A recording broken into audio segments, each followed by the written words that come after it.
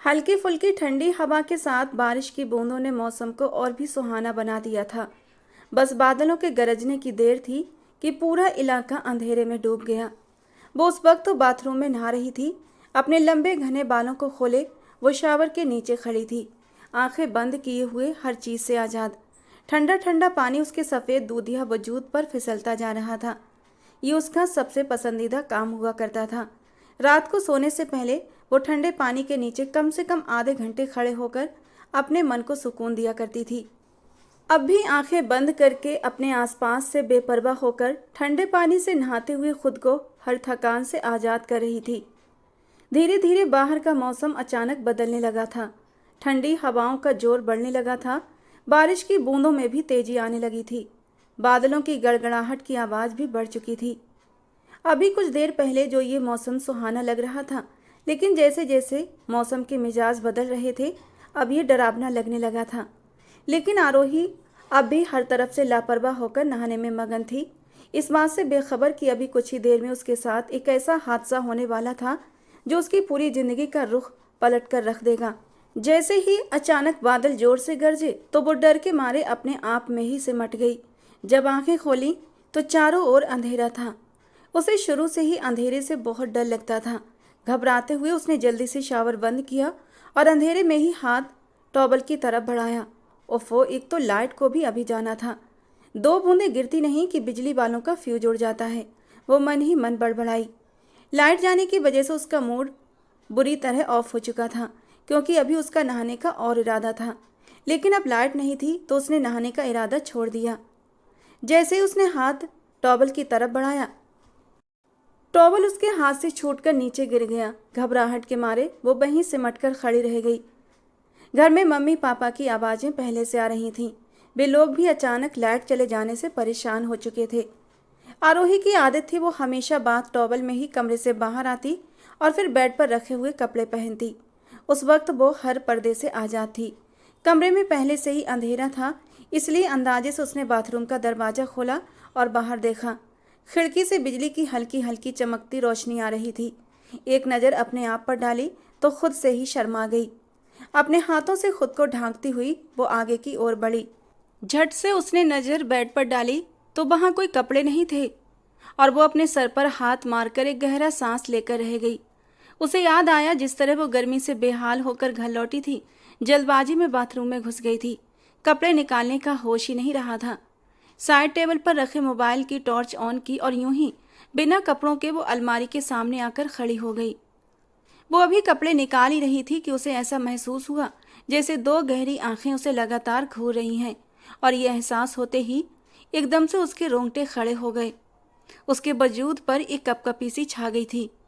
मेरे कमरे में इस वक्त कौन हो सकता है? डर के मारे उसका दिल जोरों से धक धक करने लगा। उसने पीछे मुड़कर देखने की कोशिश की ही थी कि तभी वो एक मजबूत चौड़े सीने से टकरा चुकी थी। जैसे ही उसने सामने देखा और सामने जो खड़ा था उसे देखकर उसके पैरों तले से जमीन खिसक गई और एक आसमान चीरती चीख आरोही के होठों से निकलने ही वाली थी। लेकिन अगले ही पल वो अपना एक हाथ उसकी बेपर्दा कमर पर रख चुका था और दूसरा हाथ उसके होठों पर रखकर उसके बेहद करीब आ गया। दोनों के जिस्म एक दूसरे में जैसे जो कुछ हुआ था इतनी जल्दबाजी और अचानक हुआ था कि किसी को कुछ समझने का मौका ही नहीं मिला था। आरोही की बड़ी बड़ी आंखें डर के मारे और भी बड़ी हो गई थीं। वो उसे अपनी बाहों में जकड़े उसकी आंखों में देख रहा था। मोबाइल तो कब का जमीन पर गिर चुका था और कमरा अंधेरे में डूबा हुआ था। आरोही का तो जैसे दम घुटने लगा था। उसे अपनी सांसें रुकती सी महसूस होने लगीं। वो बिना पानी की मछली की तरह तड़प रही थी। सामने खड़े इंसान की धड़कनें भी तेज होने लगी थीं, जिन्हें आरोही साफ महसूस कर सकती थी। धड़कनें तो आरोही की भी तेज रफ्तार ट्रेन की तरह भाग रही थीं, जिन्हें सामने मौजूद उस इंसान ने भी साफ महसूस कर लिया था। दोनों की धड़कनें एक दूसरे के साथ मिलकर तेजी से धड़क रही थीं।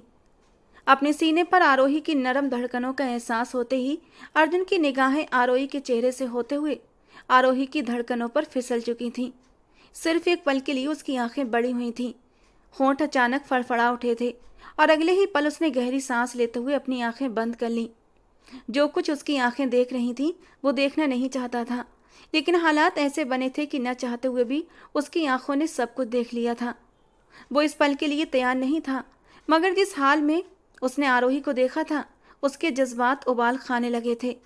27-28 साल का एक जवान मर्द था वो, भरपूर जज्बात रखता था, और आरोही का उसके इस तरह करीब आना उसके जज्बातों को बुरी तरह भड़का चुका था।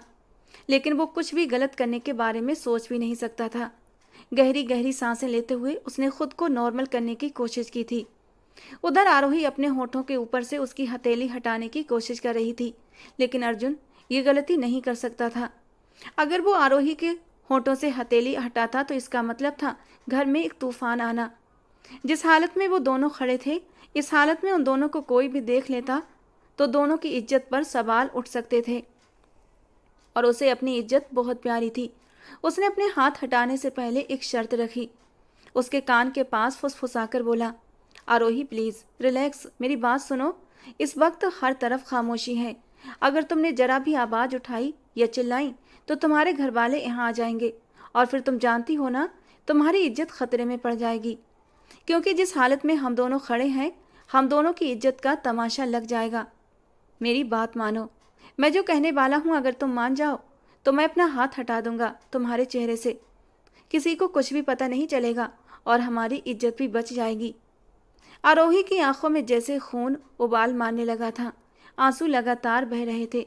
खुद को 7 पर्दों में छिपाकर रखने वाली आरोही आज एक अजनबी के सामने हर पर्दे से आज़ाद खड़ी थी, बल्कि सामने नहीं, उसकी बाहों में थी। और यह एहसास ही आरोही की जान निकालने के लिए काफ़ी था। जब उसने आरोही को कमर से खींचकर और भी करीब किया और उसके कान के किनारे दांतों से काटकर जो कुछ कहा, उसे सुनकर आरोही तो जैसे जान से ही चली गई, क्योंकि आरोही ने आंसू बहती आंखों से उसकी बात मानने का इशारा कर दिया। अर्जुन के होंठों पर एक हल्की सी मुस्कान आई थी। वो जानता था कि उसकी बात मानने के अलावा आरोही के पास दूसरा रास्ता था ही नहीं। उसने धीरे से आरोही के होंठों से अपना हाथ हटाया था और फिर उसको बेड पर। आरोही अपने माँ बाप की बड़ी बेटी थी। आरोही से छोटी उसकी बहन निशा थी। दोनों बेटियों में उनके माँ बाप की जान बसती थी। आरोही का कॉलेज पूरा हो चुका था, जबकि निशा अभी स्कूल में ही पढ़ रही थी। वो 10वीं क्लास की छात्रा थी। आज कॉलेज में उसका आखिरी दिन था। एक ग्रैंड पार्टी रखी गई थी। उसकी सारी सहेलियां फुल मेकअप करके तैयार खड़ी थीं।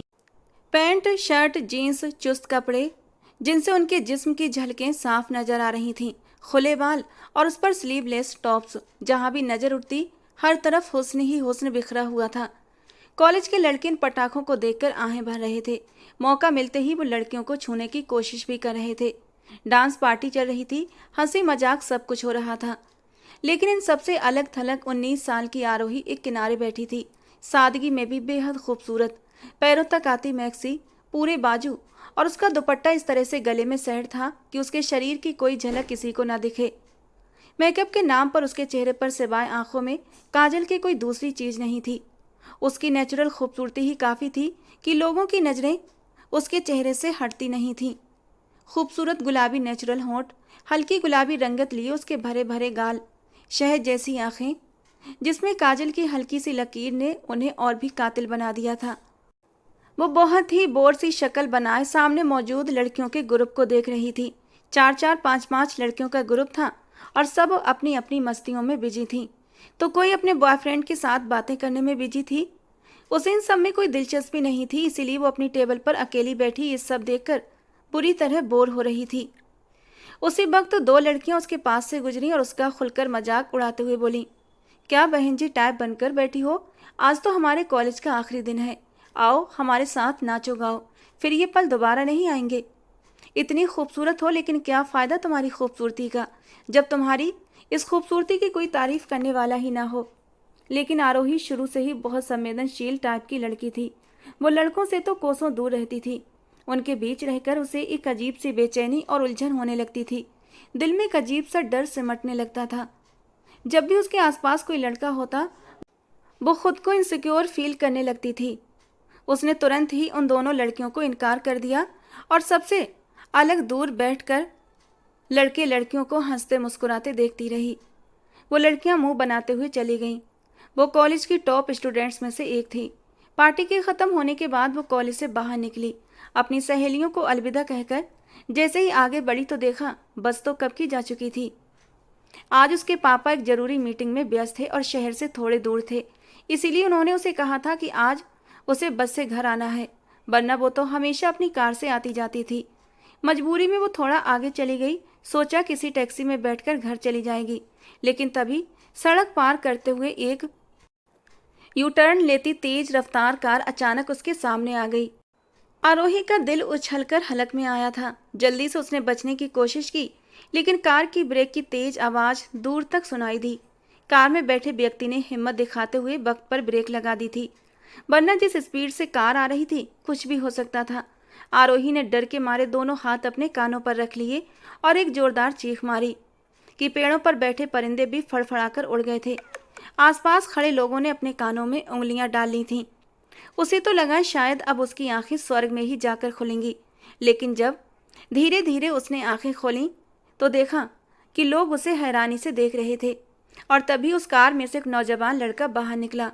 ओह सो सॉरी, मुझे माफ़ कर दीजिएगा, असल में मैं समझ नहीं पाया।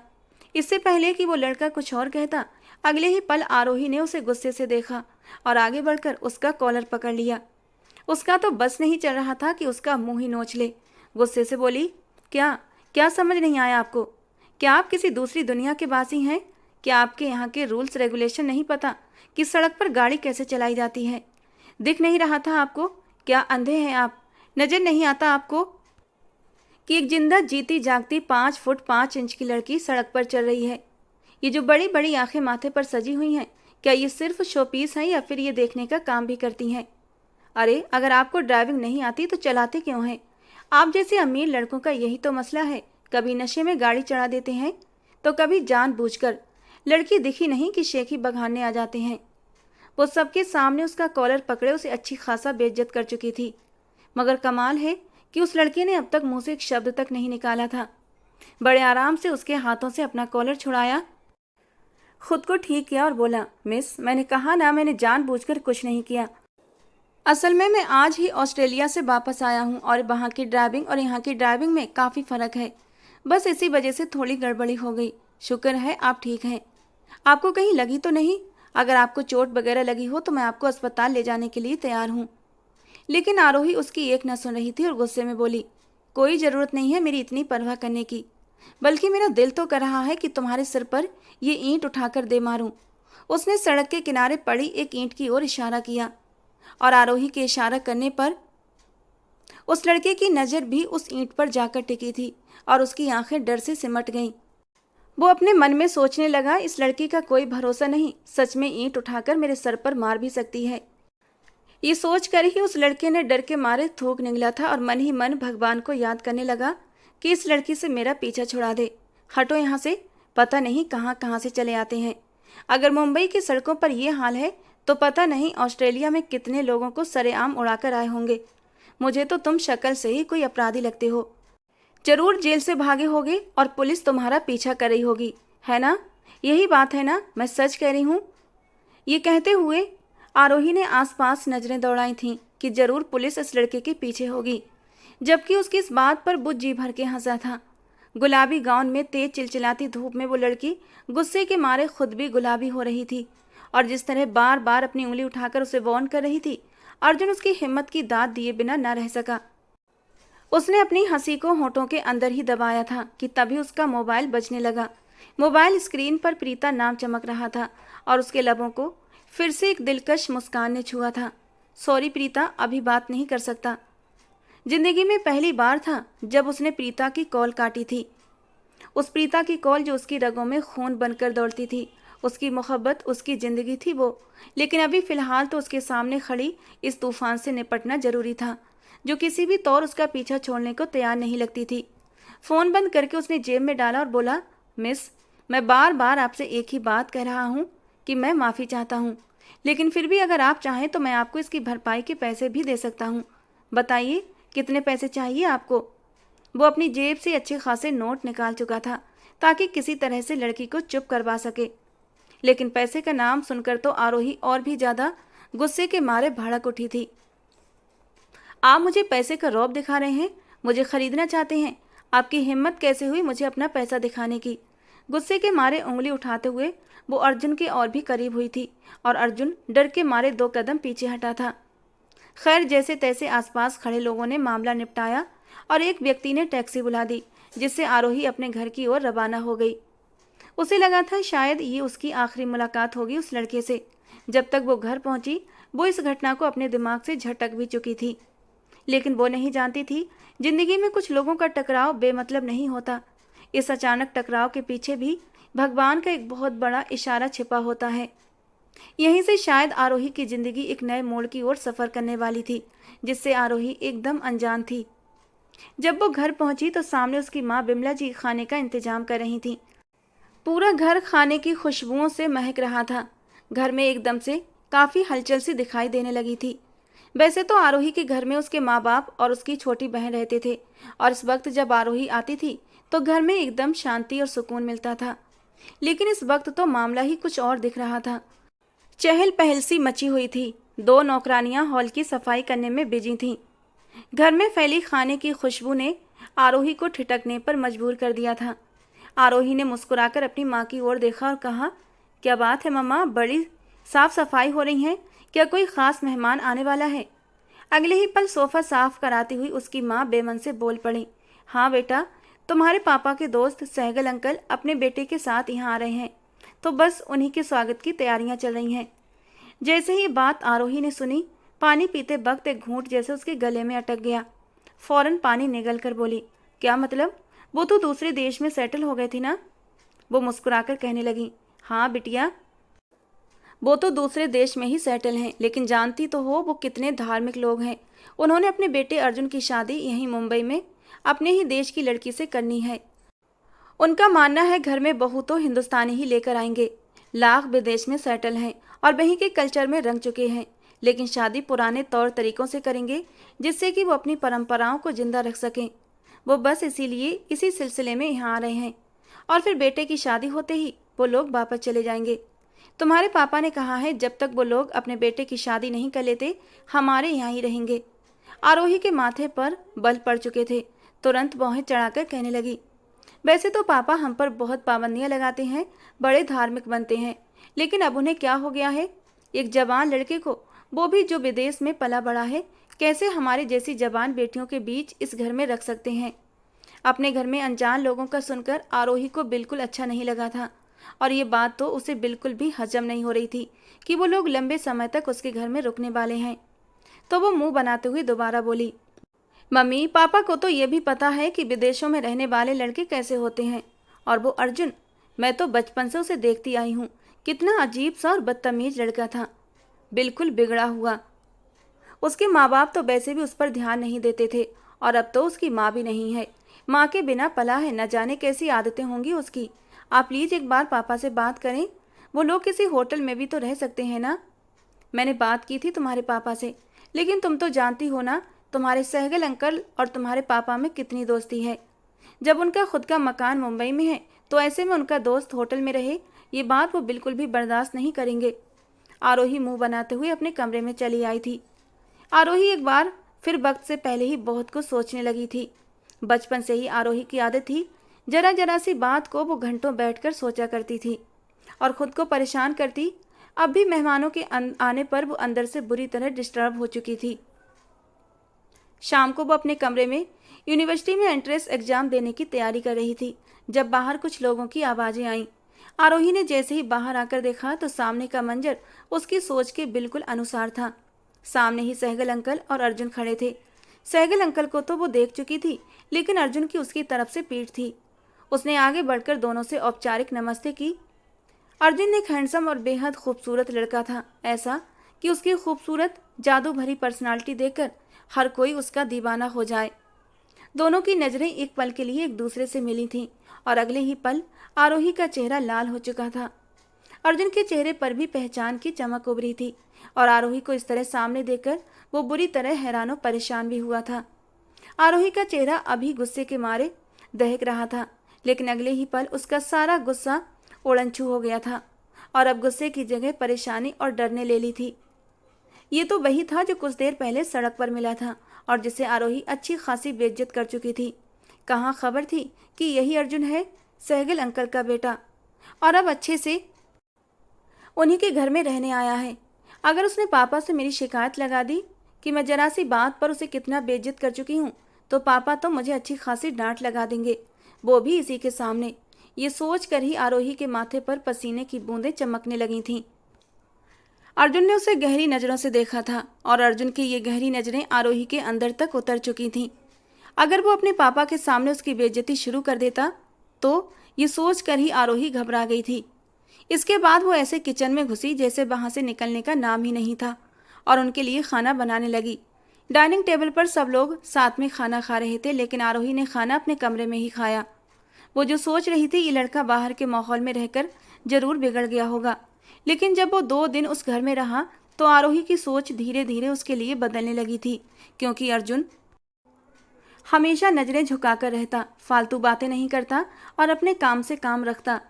2 दिन बाद ही सहगल अंकल कहने लगे, हम लोग मुंबई यहाँ अपने बिजनेस की ब्रांच शुरू करना चाहते हैं और हमारी ख्वाहिश है कि इसी महीने हम अपने बेटे की शादी करवाकर वापस विदेश चले जाएं। ये सारी बातें उस वक्त घर में ही हो रही थीं और आरोही छत पर सूखे कपड़े उतारने के लिए चली आई। जैसे ही उसने छत पर कदम रखा, उसे अर्जुन की आवाज़ सुनाई दी। वो तो ये सोच रही थी कि शायद इस लड़के से बदतमीजी करके उसने गलती कर दी है। ये तो काफ़ी समझदार लगता है। वो बस मौके की तलाश में थी कि किसी तरह अर्जुन से माफ़ी मांग ले, लेकिन जैसे ही वो छत की सीढ़ियाँ चढ़ने लगी, उसके कदम रुक गए। अर्जुन की एक ठाके भरी हंसी की आवाज़ आ रही थी। वो इंग्लिश में किसी गोरी मैम से पटर पटर बात कर रहा था और हंसकर कह रहा था, तुम्हारे बिना तो मेरे दिन रात मुश्किल से कट रहे हैं। मैं तुम्हें बहुत ज़्यादा मिस कर रहा हूँ। कोशिश करूँगा कि जल्दी से जल्दी तुमसे एक मुलाकात हो जाए। तुम्हारे साथ बिताया हुआ वक्त मुझे बेचैन कर रहा है। पता नहीं सामने से क्या कहा गया था कि अर्जुन और भी जोर से हंस पड़ा। बस थोड़ा सा इंतजार और मेरी जान, उसके बाद तुम मेरी बाहों में। ये सुनकर आरोही के माथे पर बल पड़ गए। अचानक उसके दिल में बेचैनी और उलझन भर गई। वो तो इसे एक शरीफ और सीधा लड़का समझ रही थी, लेकिन अगले ही पल वो अपने मन ही मन में बुदबुदाने लगी, देखो तो इस छिचोरे लड़के को, इसका बाप नीचे इसकी एक शरीफ और ख़ानदानी लड़की से शादी की बात कर रहा है और ये यहाँ लड़कियों से घटिया बातें कर रहा है। पता नहीं कितनी लड़कियों की ज़िंदगी बर्बाद कर चुका होगा।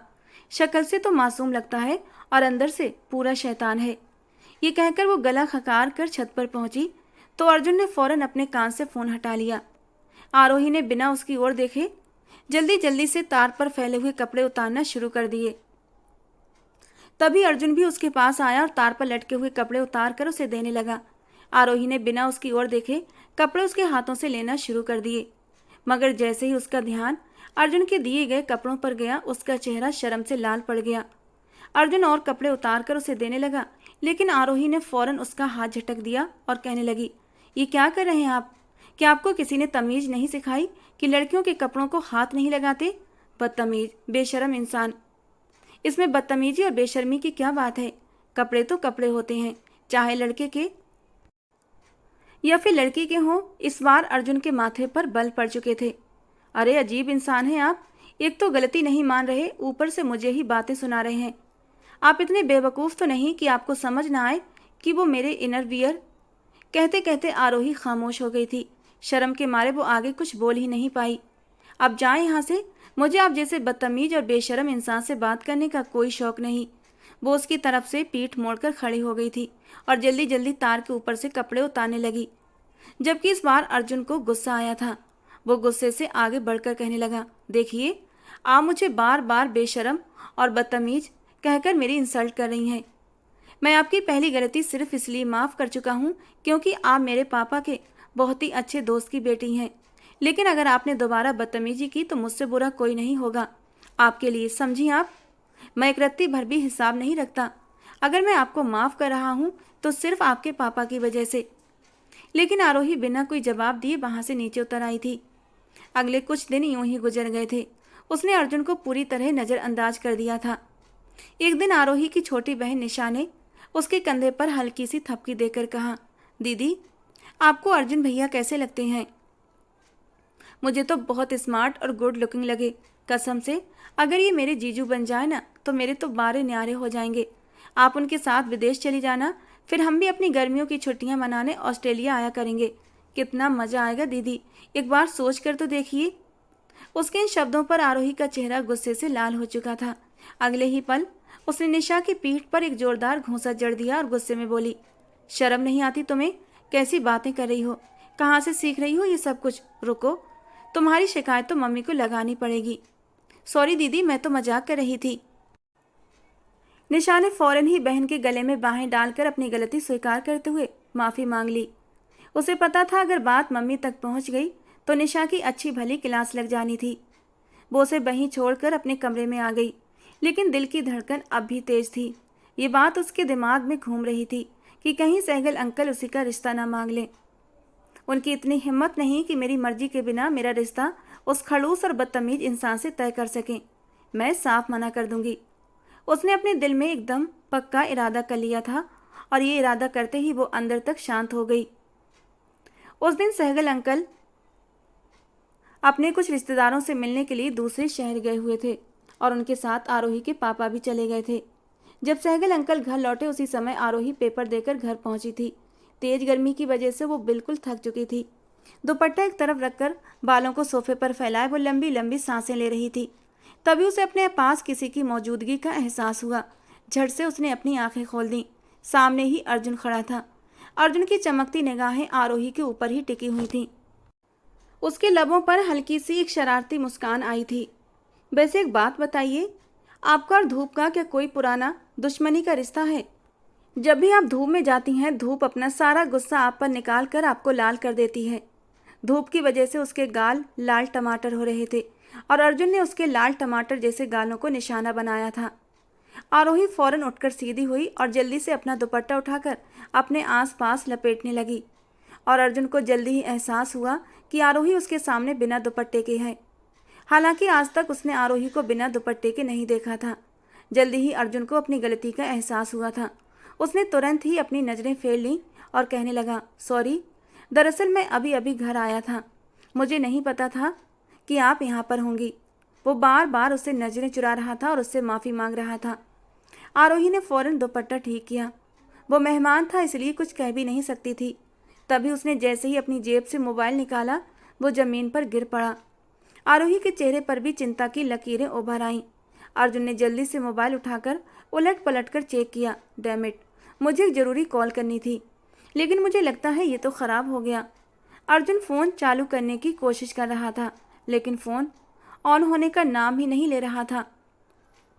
आरोही ने अपना मोबाइल पर्स से निकालकर तुरंत अर्जुन की तरफ बढ़ाया और कांपती हुई आवाज़ में बोली, अगर आपकी कॉल ज़रूरी है तो आप मेरा मोबाइल यूज़ कर लीजिए।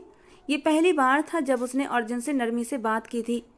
अर्जुन ने पहले तो इनकार किया कि जब पापा घर आ जाएंगे तो उनके मोबाइल से बात कर लूँगा, लेकिन उसके बार बार कहने पर उसने आरोही का मोबाइल ले लिया क्योंकि उसे वाकई बहुत ज़रूरी कॉल करनी थी।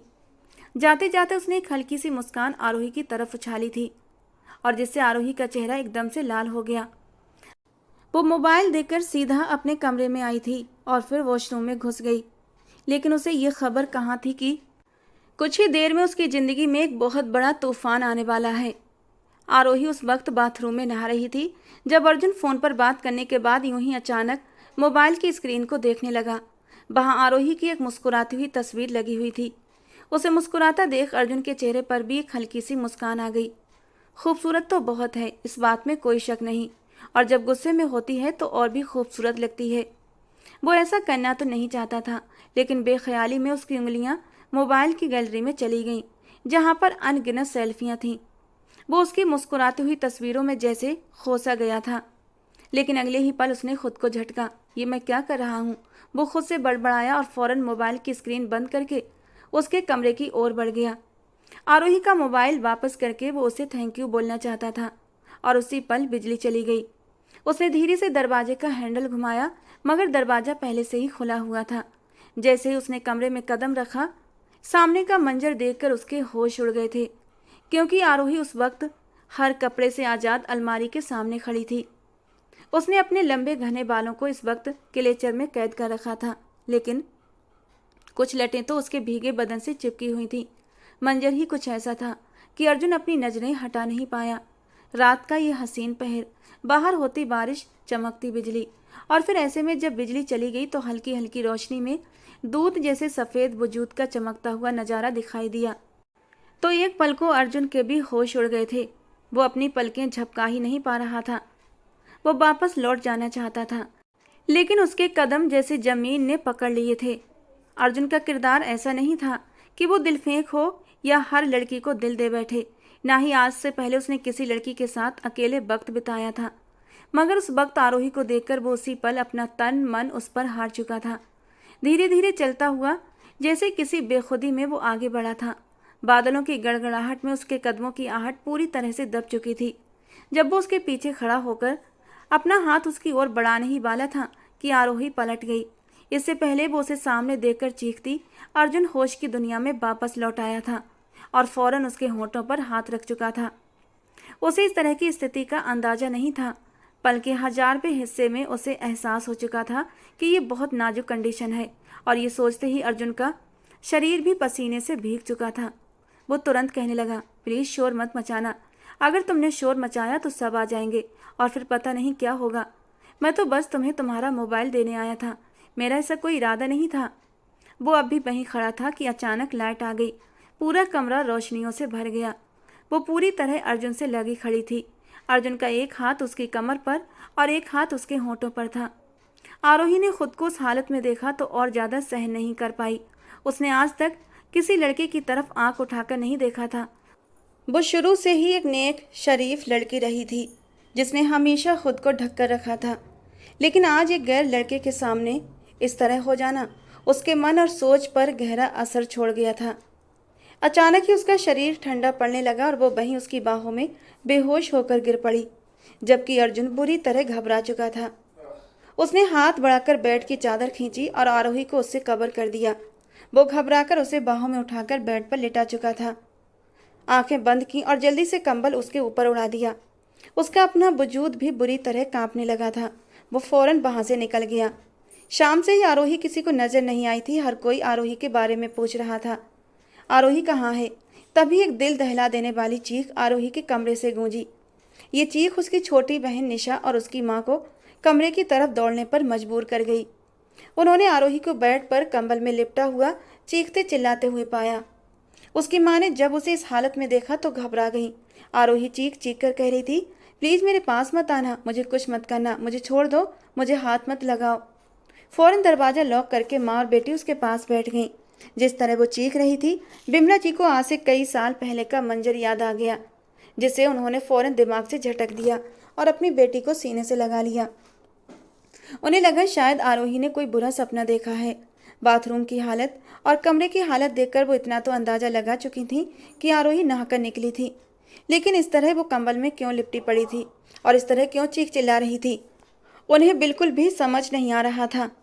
निशा से अलमारी से कपड़े निकलवाए और खुद ही उन्होंने आरोही को कपड़े पहनाए, मगर वो तेज बुखार में तप रही थी, उसका शरीर कांप रहा था। फौरन उसे अस्पताल ले जाया गया। डॉक्टरों का कहना था ये लक्षण इस ओर इशारा करते हैं कि कहीं इनके साथ जबरदस्ती करने की कोशिश तो नहीं हुई। जब भी वो होश में आती तो चीखने चिल्लाने लगती। हर कोई हैरान परेशान था कि आखिर हुआ क्या है। जब सहगल अंकल और आरोही के पापा को सूचना मिली तो वो फौरन दूसरे शहर से अपना सारा काम छोड़कर वापस आ गए थे। आरोही घर तो लौट आई थी, मगर किसी भी सवाल का जवाब नहीं दे रही थी। वो एकदम से खामोश होकर रह गई थी, जैसे उसे कोई बहुत बड़ा सदमा लग चुका हो। बिमला जी की आंखों में 9 साल पुराना मंजर ताज़ा हो गया, जब वो अक्सर अपनी सहेली के घर खेलने जाया करती थी, जो उनके पड़ोस में ही रहती थी। इसलिए दोनों परिवार एक दूसरे पर पूरा पूरा भरोसा करते थे। एक शाम जब आरोही वहाँ खेलने गई, दुर्भाग्यवश उसकी सहेली अपनी माँ के साथ बाजार गई हुई थी। सहेली के पिताजी ने आरोही से कहा, बेटा यहीं रुको, कुछ देर बाद तुम्हारी सहेली आ जाएगी, तब तक तुम मेरे साथ खेल लो। इस तरह उस आदमी ने मासूम आरोही की मासूमियत का फ़ायदा उठाया और उससे अजीबोगरीब हरकतें करवाने लगा। जब आरोही को महसूस हुआ कि उसके साथ कुछ गलत हो रहा है तो उसने तुरंत खुद को छुड़ाकर भागने की कोशिश की, लेकिन वो व्यक्ति, आरोही की इज्जत तो बच गई क्योंकि उसकी चीखों की आवाज़ सुनकर उसके माँ बाप वहाँ पर मौके पर पहुँच चुके थे।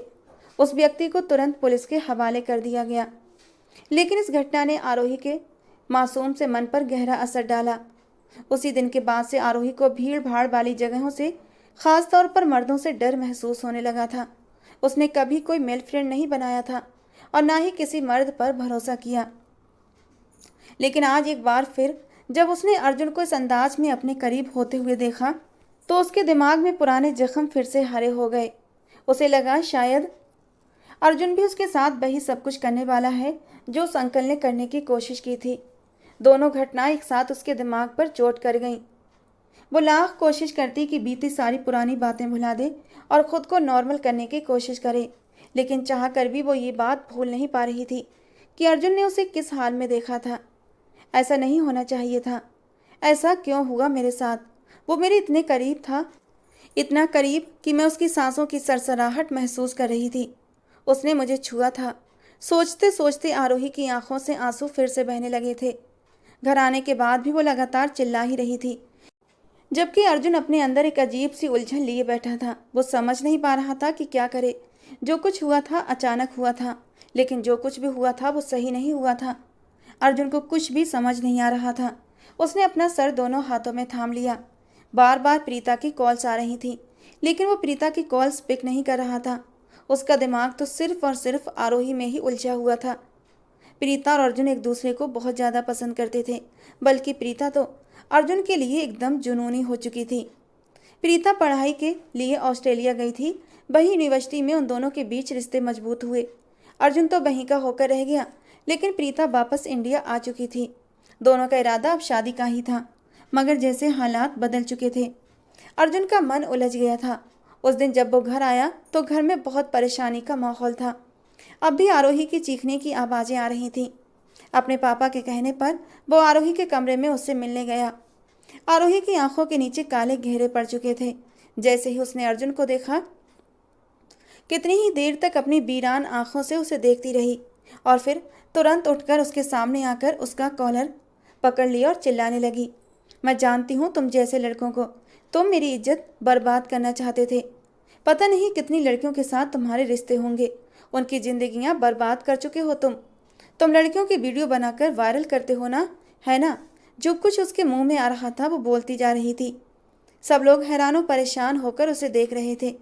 इससे पहले कि गलतफहमियां और बढ़ती, अर्जुन ने बहुत ही प्यार से आरोही के हाथों से अपना कॉलर छुड़ाया था और उसे बेड पर बिठाने के बाद वो सबके सामने आकर खड़ा हो गया और फिर नजरें झुकाकर सबके सामने कहा, कोई भी गलत मत समझिए, मैं सच्चाई बताता हूँ। जो कुछ हुआ था ना तो उसमें मेरी गलती थी और ना ही आरोही की, लेकिन ये बात भी मैं मानता हूँ कि जो कुछ हुआ वो नहीं होना चाहिए था, और आज मैं वो सब कुछ आप लोगों को बताकर अपने दिल का बोझ हल्का करना चाहता हूँ।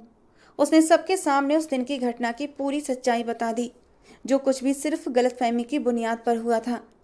सबके चेहरों पर हैरानी और अविश्वास छा गया।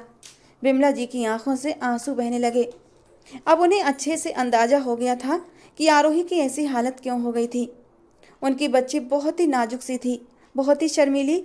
ऐसे में अर्जुन का उसके इतने करीब आना, वो भी इस हाल में, वो कैसे सहन कर सकती थी। उन्होंने आगे बढ़कर आरोही को अपने सीने से लगा लिया और आरोही अपनी माँ के सीने से लगकर फूट फूट कर रो पड़ी। सहगल अंकल ने अर्जुन की तरफ देखा और फिर सबके सामने एक ऐलान कर दिया, मैं अपनी गलती का प्रायश्चित करना चाहता हूँ। सबसे पहले तो माफ़ी चाहता हूँ, मुझे यहाँ आकर रहना ही नहीं चाहिए था, ये जानते हुए कि यहाँ 2 जवान बेटियाँ मौजूद हैं। लेकिन अब मैं अपनी गलती सुधारूंगा। अर्जुन की शादी आरोही से ही होगी और धूमधाम से होगी। आपकी बेटी आज से हमारी इज्जत है। आरोही की हालत ऐसी थी कि वो कुछ भी जवाब न दे सकी। उसने अविश्वास और हैरत से अपनी माँ की ओर देखा, लेकिन विमला जी ने आंखों के इशारे से उसे कुछ भी कहने से रोके रखा। सदमे से बाहर आने में उसे कुछ हफ्ते लग गए थे। फिर एक दिन जब उसके पापा उसके पास बैठकर नरमी से बोले, आरोही बेटा, हम चाहते हैं कि तुम्हारी शादी अर्जुन से हो जाए, और वो भी बहुत जल्द, बिना टाइम वेस्ट किए। यही तुम्हारे और हमारे लिए बेहतर है, क्योंकि अस्पताल में जो कुछ तुम चीख चीख कर बोल रही थी, लोग बात का बतंगड़ बना सकते हैं। मैं सब कुछ बर्दाश्त कर सकता हूँ, लेकिन मेरी बेटी की तरफ कोई उंगली उठाए, ये मैं बर्दाश्त नहीं कर पाऊंगा। उस वक्त उसके माँ बाप दोनों उसके पास बैठे थे। उसकी माँ बार बार उसके कंधे पर हाथ रखकर उसे दिलासा दे रही थी। आरोही चुपचाप आंखें झुकाए बैठी थी।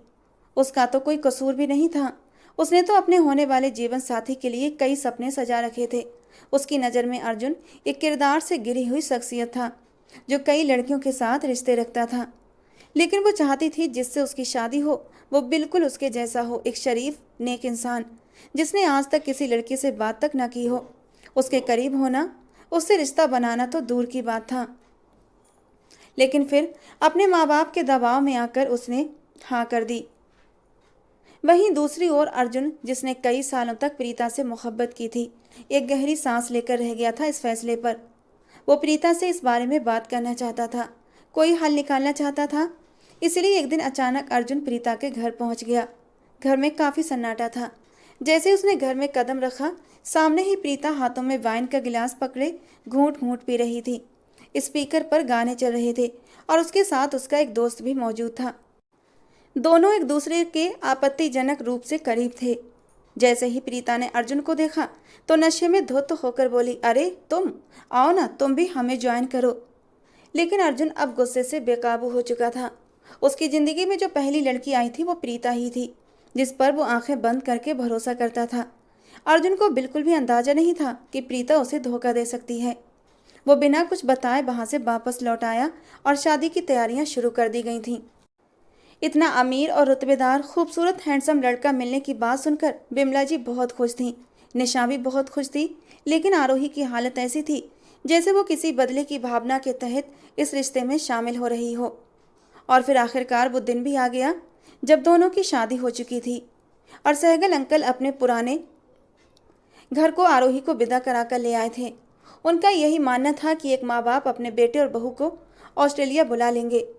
वे अगले ही दिन वापस ऑस्ट्रेलिया जाने वाले थे और वहीं दुल्हन बनी आरोही चुपचाप बैठी थी। जब अर्जुन कमरे में कदम रखता है, एक नज़र आरोही पर डालता है जिसके चेहरे पर कोई भाव नहीं था। इससे पहले कि अर्जुन कुछ कहता, आरोही तड़प कर बोल उठी, खबरदार, ये मत समझना कि तुम अपने प्लान में कामयाब हो गए हो और मुझे हासिल कर लोगे। तुमने मेरी जिंदगी बर्बाद कर दी।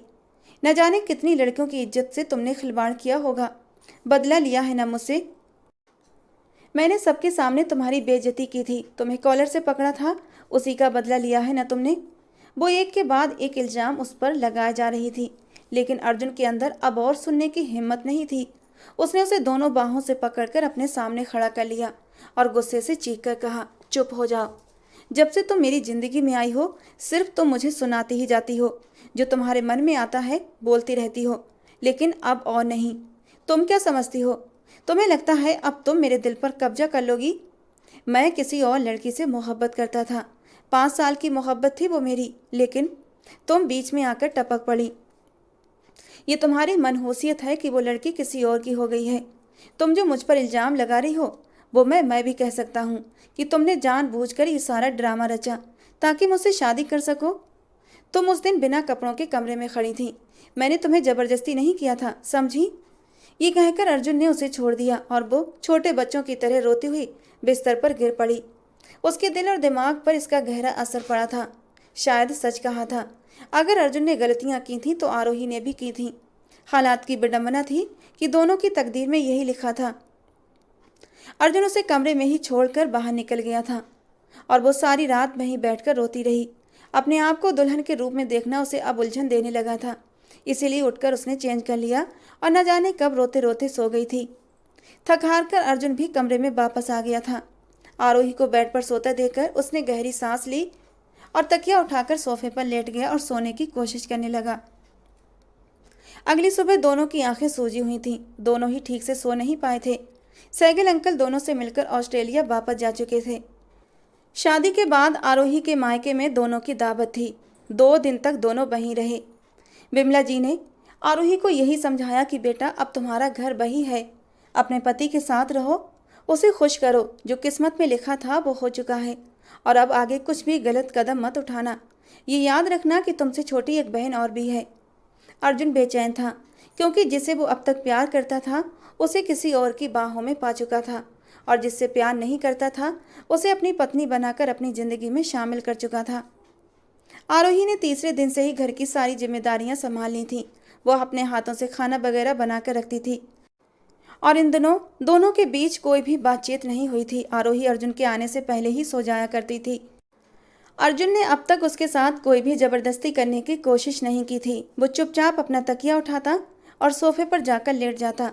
हालांकि आरोही को तो लगता था वो जबरदस्ती ही सही उससे अपना हक जरूर वसूल करेगा। आखिर वो इतना शरीफ तो नहीं कि अपने जायज रिश्ते में बंधी लड़की को यूं ही छोड़ दे। लेकिन अर्जुन का ये रूटीन देखकर आरोही का दिल धीरे धीरे उसकी तरफ से बदलने लगा था।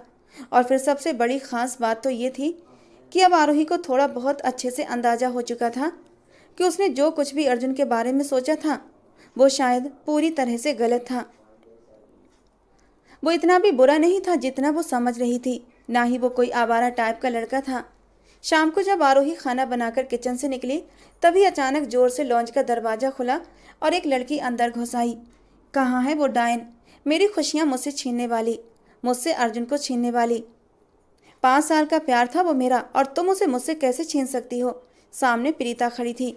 उसने एक नज़र अर्जुन पर डाली और कहा, तुम कैसे इतनी जल्दी उसकी बातों में आकर मुझे भूल गए। क्या मेरी मोहब्बत, मुझसे किए गए वो वादे सब झूठ थे। मैं इस डायन को नहीं छोड़ूंगी, मैं इसकी जान। ये कहकर वो आरोही की ओर बढ़ी थी और अपने लंबे नाखून आरोही की गर्दन में चुभाने लगी। आरोही जोर से चिल्लाई और खुद को छुड़ाने की कोशिश करने लगी। तभी अर्जुन ने आगे बढ़कर उसे अपनी बीवी से अलग कर दिया और एक जोरदार थप्पड़ उसके गाल पर मारते हुए बोला, शट अप, खबरदार, जो मेरी बीवी को नुकसान पहुंचाया तो दूर हो जाओ उससे। अगर उसे एक खरोंच भी आई तो मैं तुम्हारी जान ले लूँगा। और तुम किस बुनियाद पर मुझ पर इल्ज़ाम लगा रही हो? क्या भूल गई तुमने जो कुछ मेरे सामने किया? मैं कभी तुम्हें माफ़ नहीं करूँगा। मत भूलो प्रीता, उसने नहीं, तुमने खुद मुझे ये सब करने पर मजबूर किया है। उसकी बात पर प्रीता एकदम से घबरा गई और बात को घुमाने लगी। अर्जुन, मैं तुम्हारे बिना मर जाऊंगी, मैं तुमसे बहुत प्यार करती हूँ। बहुत जल्दी वो जल्दी से अर्जुन की तरफ बढ़ी थी और उसके गले लगने की कोशिश करने लगी, लेकिन अर्जुन अब उससे दूर हो चुका था। मेरे मन पर, मेरे तन पर सिर्फ और सिर्फ मेरी बीवी का हक है। मुझे छूने की, मेरे करीब आने की कोशिश भी मत करना। जाओ अपने उसी दोस्त के पास जिसके साथ उस दिन तुम अय्याशियाँ कर रही थीं। मजबूरन अपमान झेलने के बाद वो चुपचाप वहाँ से चली गई। प्रीता के जाने के बाद अर्जुन ने फिक्र से आरोही की ओर देखा और तुरंत उसके जख्मी गले पर हाथ रख दिया जहाँ से हल्का हल्का खून निकल रहा था। वो उसे कमरे में ले आया और उसकी मरहम पट्टी करने लगा। बड़ी हिम्मत करके आरोही ने पूछा, वो लड़की कौन थी? अर्जुन ने जवाब दिया, वो मेरी मोहब्बत थी और मैंने उसे तुम्हारे बारे में सच नहीं बताया था। धीरे धीरे वो उसे 5 साल की अपनी मोहब्बत की कहानी बताने लगा। इसके बाद अर्जुन ने कहा, तुम तो मुझे चरित्रहीन समझती हो। न जाने कितनी लड़कियों के साथ मेरा उठना बैठना था, लेकिन ये जरूरी नहीं जो लड़का किसी दूसरे देश से वापस आए वो बुरा ही हो। कुछ मेरे जैसे भी होते हैं जो अपने आप को सिर्फ और सिर्फ अपने जीवन साथी के लिए बचा कर रखते हैं। और शायद भगवान भी मेरी इस साफ नीयत को जानता था, तभी तो उसने मुझे प्रीता से बचा लिया। जिस तरह मैंने अपने जज्बात अपने जीवन साथी के लिए बचा कर रखे थे, तो भगवान मेरे हिस्से में ऐसा जीवन साथी कैसे लिख सकता था जिसके जज्बात मेरे लिए नहीं बल्कि किसी और के लिए थे। वो अपना सब कुछ किसी और पर लुटाकर मेरे पास आती, ये तो मेरे साथ नाइंसाफ़ी होती। आरोही आंखें फाड़े अर्जुन को देख रही थी। कितना गलत समझा था उसने अर्जुन को। वो तुरंत अपनी नज़रें झुका गई। आई एम सॉरी अर्जुन, मुझे माफ़ कर दो, मैं तुम्हारे बारे में गलत सोच रही थी। कोई बात नहीं आरोही, हालात ही कुछ ऐसे थे, मैं तुम्हें ब्लेम नहीं करता। कहते हुए उसने आरोही की गर्दन पर क्रीम लगाई थी और दर्द के मारे आरोही हल्के से सिसक उठी थी। उसके दर्द के एहसास से अर्जुन धीरे धीरे अपने होठों से फूंक मारते हुए उसकी गर्दन पर क्रीम लगाने लगा था और वो उसके नरम एहसास पर अंदर ही अंदर खुशी से भरने लगी थी। कितना खूबसूरत एहसास था। आज वो पहली बार इस एहसास को महसूस कर रही थी। उसके लबों पर हल्की सी एक मुस्कान आई थी। वो चोरी चोरी अर्जुन को देख रही थी। आज से पहले अर्जुन उसे कभी इतना खूबसूरत, इतना हंसी नहीं लगा था जितना आज लग रहा था। उसका जी चाहा आगे बढ़कर वो अर्जुन के गले लग जाए, लेकिन फिलहाल के लिए उसने खुद को रोके रखा। आरोही ने भी माफ़ी मांगी और अर्जुन ने भी अपनी गलतियों के लिए उससे माफ़ी मांगी। इस घटना के बाद दोनों के रिश्ते में कुछ सुधार आने लगा। पहले ये रिश्ता दोस्ती में बदला और फिर धीरे धीरे वो मोहब्बत में बदलने लगा, लेकिन मोहब्बत का इजहार अब भी बाकी था। एक शाम आरोही किताबें पढ़ रही थी, तभी अचानक बाहर बारिश होने लगी। न जाने उसे क्या सूझा कि वो तेजी से बाहर आई, दुपट्टा उतार कर एक तरफ रखा और बारिश में भीगने लगी। आंखें बंद किए वो बारिश की बूंदों को अपने शरीर पर महसूस कर रही थी। तभी अर्जुन बाहर से आया था और उसे बारिश में भीगते हुए झूमते देख सुकून से मुस्कुराते हुए उसके पीछे आकर खड़ा हो गया। पानी में भीगा हुआ उसका वजूद अर्जुन के मन में गुदगुदी सी भरने लगा था। उसके होंठ आरोही के भीगे होंठों को छूने के लिए मचलने लगे थे। उसका बल खाता सरापा जो पानी में भीगकर और भी खूबसूरत हो गया था, अर्जुन अपनी बाहों में भरने के लिए बेताब हुआ था। अगले ही पल उसने अपने हाथ उसकी कमर पर रख दिए। जैसे ही आरोही को उसके हाथ अपने शरीर पर महसूस हुए, वो थोड़ी सी घबरा गई। अर्जुन ने उसकी घबराहट को देखकर तुरंत अपने हाथ पीछे कर लिए। वो उससे माफ़ी मांगने ही वाला था। शायद वो अभी इस रिश्ते के लिए तैयार नहीं थी। लेकिन तभी आरोही ने आगे बढ़कर अपने पैरों पर थोड़ा सा ऊंचा होते हुए अपने होंठ उसके होंठों पर रख दिए और फिर अगले ही पल शर्माकर अपनी नज़रें झुका ली। अर्जुन तो हैरान रह गया था। उसे बिल्कुल अंदाजा नहीं था। शायद इसकी वजह यह भी थी कि शादी के 2 महीने से भी एक दूसरे के साथ ही रह रहे थे और इस दौरान उन्होंने एक दूसरे को अच्छे से जान भी लिया था। सारी गलतफहमियां धीरे धीरे मिट चुकी थीं। वो डर जो आरोही के दिल में बसा हुआ था अब ख़त्म हो चुका था। हर मर्द बुरा नहीं होता और वो खुद को ज़्यादा ही संवेदनशील और शक करने वाली हो गई थी। असलियत में वैसा कुछ भी नहीं था जैसा वो हमेशा समझती थी। उसने खुद अर्जुन के हाथ अपनी कमर पर रखे थे। तभी जोरदार बादल गरजे और बारिश और भी तेज हो गई। अर्जुन ने धीरे धीरे उसे अपने करीब कर लिया और बेकरार होकर उसके भीगे वजूद में गुम होने लगा। शायद ये उनकी खूबसूरत जिंदगी की एक नई शुरुआत थी। उसने उसे अपनी बाहों में भर लिया, सुकून और मोहब्बत में डूबकर उसके गले पर अपने होंठ रख दिए और तभी आरोही के होंठों से एक धीमी की सिसकी निकली थी। अर्जुन ने उसे अपनी बाहों में उठाया और सीधा बेडरूम में लेकर आया था। आज वो अपने रिश्ते का नया आगाज करना चाहता था जिसमें दोनों की मर्जी शामिल थी। लाइट बंद करते हुए दोनों एक दूसरे में पूरी तरह खो गए थे। बारिश की वो रात दोनों की जिंदगी का एक नया मोड़ बनकर आई थी। जिस रिश्ते की शुरुआत नफरत, गलतफहमी और मजबूरी से हुई थी, अब उसमें प्यार की महक घुलने लगी थी। उस रात अर्जुन का प्यार आरोही के चेहरे पर एक नई चमक लेकर आया था। सुबह जब सूरज की किरणें कमरे की खिड़की से छनकर अंदर आईं, तो आरोही अर्जुन की बाहों में सिमटी हुई थी। उसकी पलकों पर नींद अब भी बाकी थी, क्योंकि पूरी रात अर्जुन ने उसे सोने नहीं दिया था। अपने प्यार की शिद्दतों से उसे बेहाल रखा था। उसका एक एक अंग अर्जुन की मोहब्बत की गवाही दे रहा था, क्योंकि अर्जुन ने टूटकर उसे अपनी मोहब्बत की बारिश में भिगोया था। लेकिन चेहरे पर एक ऐसी सुकून भरी मुस्कान थी जो शायद उसने महीनों बाद महसूस की थी। वो थोड़ा सा कसमसाई तो अर्जुन ने उसे अपनी ओर और भी करीब खींच लिया था। अर्जुन उसकी जुल्फों को अपनी उंगलियों से सहला रहा था। तुम जब मुस्कुराती हो ना तो मेरी पूरी दुनिया ठहर जाती है, उसने धीमे से कहते हुए उसके होंठों को अपने होंठों से टच किया था। आरोही ने पूरी आंखें खोली, उसकी तरफ देखा और अपने होंठों पर उंगली रख दी।